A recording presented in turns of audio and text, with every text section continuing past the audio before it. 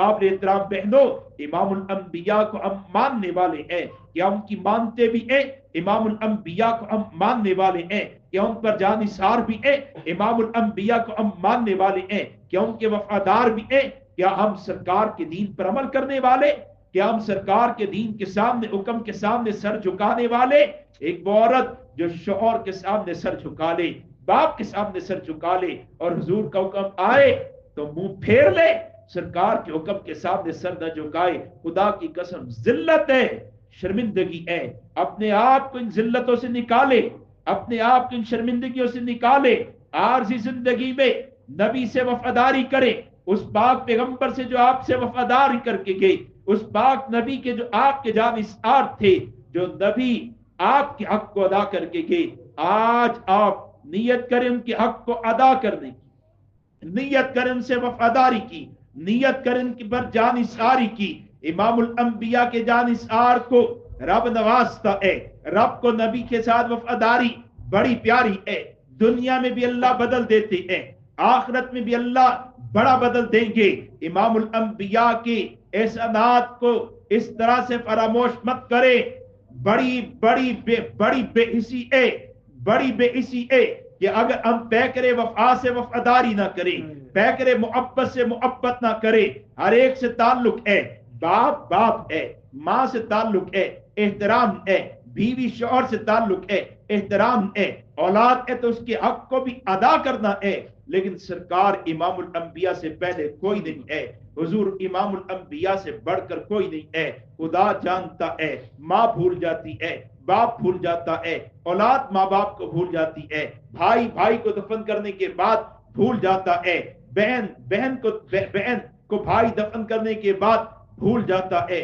लेकिन अगर आपको कोई नहीं भूले तो वो आपके नबी हैं, जिंदा थे, आपके लिए दुआ करते थे, जिस मैदान में उतरे आपके लिए दुआ गो रहे, और आज कब्र में है। खुदा की कसम आपके लिए दुआ गो है। उनकी दुआएं ना होती तो आज हम भी अजाब में मुब्तला हो चुके होते, उनकी दुआएं ना होती तो शायद आज मेरा चेहरा बंदर का चेहरा होता, मेरा चेहरा खिंजीर गधे का चेहरा होता। आज अगर मेरे चेहरा इंसानों वाला है, आज अगर रब का मुझ पर अजाब नहीं है तो ये रब का करम फजल इमामुल अंबिया की निस्बतों की वजह से है। बहनों माओ, इमामुल अंबिया की कदरदानी करें, सरकार इमामुल अंबिया की निस्बतों की लाज रखे। जो दीन हुजूर लाए उस दीन को अपना लें। ये अगर काफिर नहीं मानता, हुजूर को ईजा है, हुजूर को रंज है, वो दुख पहुंचा रहा है, आप अपने नबी को क्यों दुख पहुंचाती है। जब बेटी बाप को दुख पहुंचाए, बाप को बड़ा दुख होता है। बाप बेटे की तकलीफ पर इतना तड़पता नहीं, बाप बेटे की तकलीफ पर इतना रंजीदा नहीं होता जितना रंज दुख बेटी की तरफ से आने वाली तकलीफ पर होता है। बेटियां तो अपने बापों के साथ वफा करती हैं। हुजूर आपके रूहानी वालिद हैं, हुजूर आपके नबी हैं, हुजूर आपके रूहानी वालिद हैं। आपके हकीकी बाप से ज्यादा आपसे मोहब्बत करते हैं, आपके नस्ली बाप से ज्यादा आपके खैर खा हैं। वो आपके खैर खा हैं, उन्होंने आपके लिए बहुत कुछ किया है। आज नियत करें, आज नियत करें अपने रूहानी वालिद को तकलीफ नहीं पहुंचाएंगी। बाप को पता चला बेटा बेहयाई में पड़ गया, बाप रंजीदा हुआ। लेकिन बाप को पता चला मेरी बेटी बेहयाई में पड़ गई, मेरी बेटी ने भी मोबाइल का गलत इस्तेमाल किया, बाप को रंज ज्यादा होगा।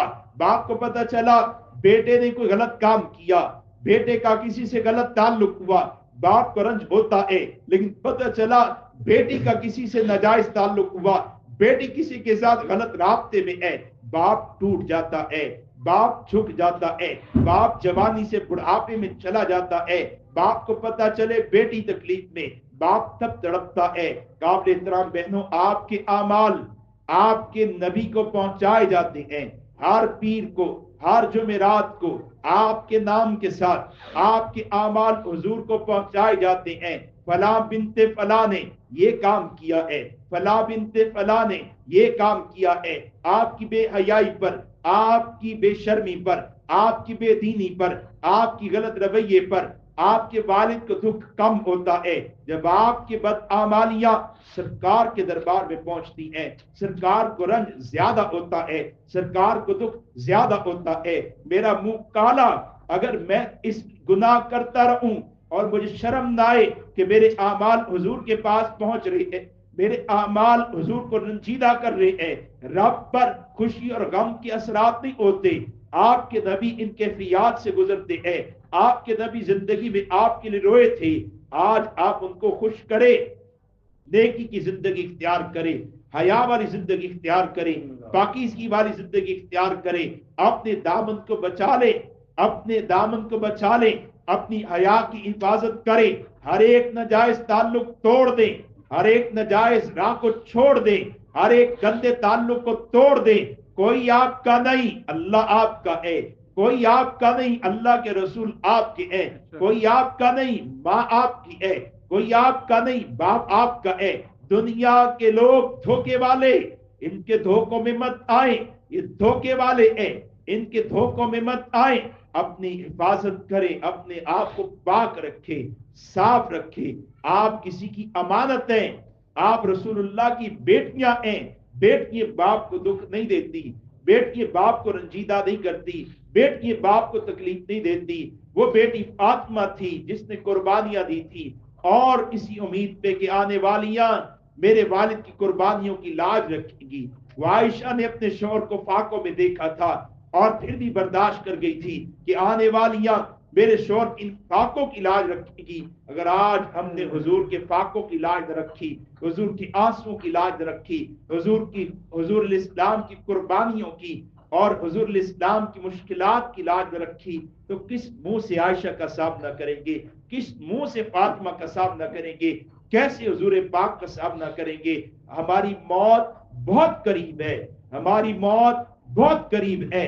جناب آدم سے آج تک لوگ چلے گئے، ہم بھی جانے والے ہیں، بڑی جلدی جانے والے ہیں، لیکن جانے سے پہلے ان کی خوشی کا سامان کر جائیں، ان کو راحت پہنچانے کا سامان کر جائیں۔